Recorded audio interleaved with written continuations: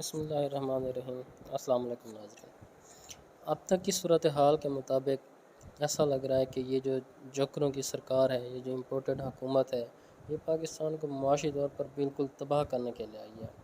کوئی بھی اچھی خبر ہمیں سننے کو نہیں مل رہی۔ ابھی کل ہی انہوں نے بڑی صنعت کے اوپر 10% ٹیکس لگایا ہے، جس کے اس اعلان کے بعد سٹاک مارکیٹ جو ہے وہ تقریباً 2100 پوائنٹ کے ساتھ کریش کر گئی ہے۔ کاروبار جو ہے بالکل معطل ہو گیا ہے۔ تو انہوں نے بیانیہ کیا بنایا کہ جی ہم جو ہے وہ امیروں سے پیسہ لے کر غریبوں کو ریلیف دے رہے ہیں۔ 10% جو ٹیکس لگایا ہے بڑی صنعت پر، اس کا امپیکٹ کیا ہوگا؟ بڑی صنعت سے مراد ٹیکسٹائل مل ہو گئی، گھی کی ملیں ہو گئیں، چینی کی ملیں ہو گئیں۔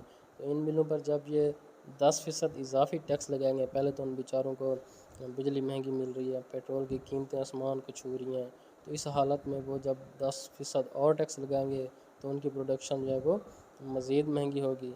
تو اس کا اثر جو ہے وہ غریب پر پڑے گا، عام آدمی پر پڑے گا۔ جب 10% ان پہ ٹیکس مزید لگے گا تو چیزیں جو ہے وہ مزید مہنگی کریں گے، تو اس کا اثر جو ہے وہ بھی ڈائریکٹ عام آدمی پر پڑے گا۔ دوسری خبر جو سامنے آ رہی ہے وہ نون لیگ کے مصدق ملک ہیں، جنہوں نے ایک انٹرویو میں بیٹھ کر انہوں نے بات کی ہے کہ حکومت نے ابھی تک LNG کی کوئی خریداری نہیں کی۔ تو آنے والے دنوں میں ہے وہ ہمیں لوڈ شیڈنگ بھی بہت زیادہ دیکھنے کو ملے گی۔ سردی میں ہمیں گیس کی قلت کا بھی سامنا ہوگا، کیونکہ ابھی تک LNG کی کوئی بولی نہیں لگی، LNG نہیں خریدی گئی۔ اور یہ بات مصدق ملک صاحب نے اپنے منہ سے کی ہے کہ حکومت جو اس نے ابھی تک LNG کا کوئی منصوبہ نہیں بنایا، LNG کا ابھی تک کوئی معاہدہ نہیں ہوا۔ قطر سے LNG خریدنی تھی لیکن ابھی تک اس پر کوئی بات چیت نہیں ہوئی، کوئی پیش رفت نہیں ہوئی۔ تو آنے والے دنوں میں بہت زیادہ لوڈ شیڈنگ دیکھنے کو ملے گی، اور سردیوں میں گیس کی قلت کا بھی سامنا ہوگا، تو اس کے لیے عوام پھر سے تیار ہو جائے۔ ان مشکل حالات میں عمران خان نے تو پاکستان کو بہت اچھے طریقے سے سنبھالا ہوا تھا، پاکستان کی معیشت کو اچھے طریقے سے سنبھالا ہوا تھا۔ وہ جو کہتے پھرتے ہیں کہ جی ہم نے عمران خان کی انگلی پکڑ کر چلانا سکھایا اس کو، تو ان کا یہ بھرم بھی ٹوٹ گیا، کیونکہ اب عمران خان کے بغیر یہ جو امپورٹڈ سرکار ہے، جو ان کے جو ہینڈلرز ہیں، وہ کسی بھی طریقے سے معیشت کو سنبھال نہیں پا رہے۔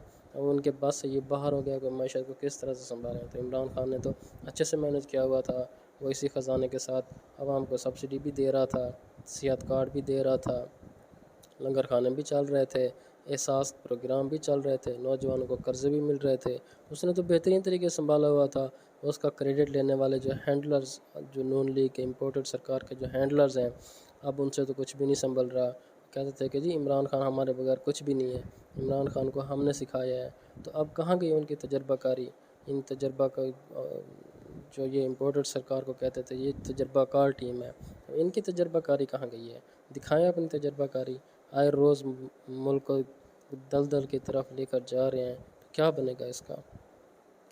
دوسری خبر جی ضمنی الیکشن کے حوالے سے، آنے والے دنوں میں پنجاب میں ضمنی الیکشن ہونے ہیں۔ جو 20 MPs جو تھے وہ ڈی سیٹ ہوئے تھے، تو ان پر ضمنی الیکشن کا اعلان ہو چکا ہے۔ تو عمران خان اتوار سے جو ہے وہ لاہور میں جلسوں کا آغاز کر رہے ہیں۔ تو ایک دن میں عمران خان کے 4 جلسے ہیں، 4 مختلف مقامات پر عمران خان جو ہے وہ قوم سے خطاب کریں گے، عوام سے مخاطب ہوں گے۔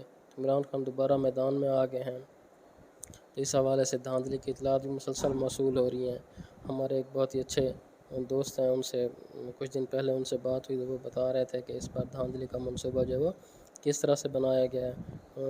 وہ کیونکہ گورنمنٹ ٹیچر ہیں، تو ان کی جو ڈیوٹی ہوتی ہے وہ اپنا الیکشن کے دوران ان کی ڈیوٹی ہوتی ہے، تو ان کو اسی ضمنی الیکشن کے حوالے سے اور جنرل الیکشن کے حوالے سے ان کو بلایا گیا اور کہا گیا کہ آپ جو ووٹر لسٹیں ہیں ان کو مرتب کریں، ترتیب کریں، جو ووٹرز ہیں ان کا آپ اندراج کریں۔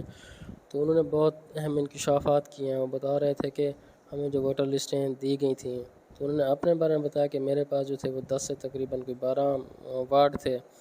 تو انہوں نے کہا جب ہم نے ووٹر لسٹیں دیکھیں تو اس میں جو 7 وارڈ کے ووٹر تھے ان کا اندراج جو ہے وہ وارڈ نمبر 9 میں ہوا پڑا تھا، 9 والوں کا جو ہے وہ 11 میں ہوا پڑا تھا، 11 والے ووٹر جو ہیں وہ وارڈ نمبر 7 میں آئے پڑے تھے۔ تو اس طرح سے جو ہے وہ دھاندلی کا منصوبہ بندی کی جا رہی ہے کہ ووٹروں کے وارڈ نمبر جو ہیں وہ تبدیل کیے جا رہے ہیں۔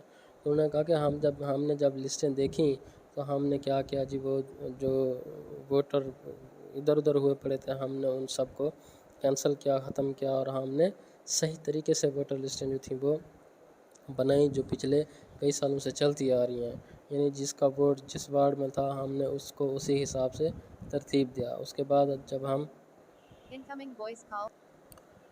تو انہوں نے بتایا کہ جب ہم ساری ووٹر لسٹیں ترتیب دے کر اپنے ڈی سی جو ڈپٹی الیکشن کمشنر تھا ڈی ای سی بھی اس کے پاس گئے تو اس نے دیکھا کہ وہ دیکھتے ہوئے اس نے بتایا کہ یہ آپ کیا کر کے لے ہیں، یہ تو آپ نے خراب کر دیے ہیں۔ تو وہ ہمارا جو دوست ہے اس نے بتایا کہ یہ جناب ہم نے جو بھی کیا ہے یہ صحیح طریقے سے ہم ووٹر لسٹوں کو بنا کر لے آئے ہیں۔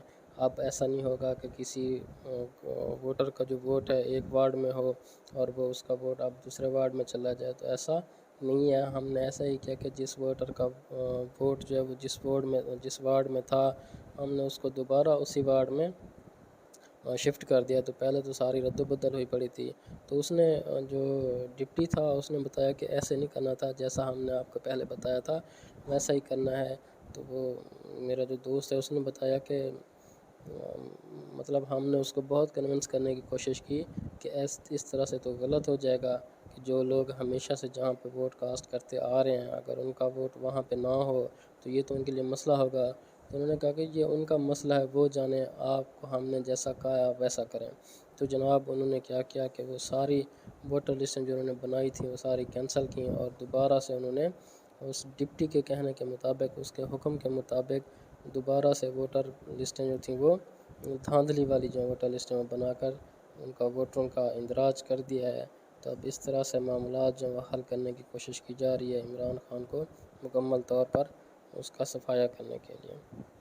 اور اس بار عمران خان کا مقابلہ جو ہے وہ صرف کسی ایک جماعت سے نہیں ہے بلکہ 16 کی 16 جماعتیں اکٹھی ہو کر عمران خان کے خلاف الیکشن لڑ رہی ہیں۔ زرداری صاحب نے پنجاب میں نون لیگ کی حمایت کا اعلان کر دیا ہے، جو کہ زرداری صاحب کی ایک بڑی بہترین چال ہے، کیونکہ نون لیگ میں ان کا اتنا ووٹ بینک نہیں ہے، تو اب انہوں نے یہ اعلان کر کے نون لیگ کا اعتماد بھی حاصل کر رہی ہے۔ شکریہ، اللہ حافظ۔ تب تک کے آج تک کے اتنی خبریں تھیں، اگلی ویڈیو میں آپ سے دوبارہ ملاقات ہوگی انشاءاللہ۔ اپنا اور اپنے آس پاس کے لوگوں کا خیال رکھیے گا، ہمارے اس یوٹیوب چینل کا بھی خاص خیال رکھیے گا۔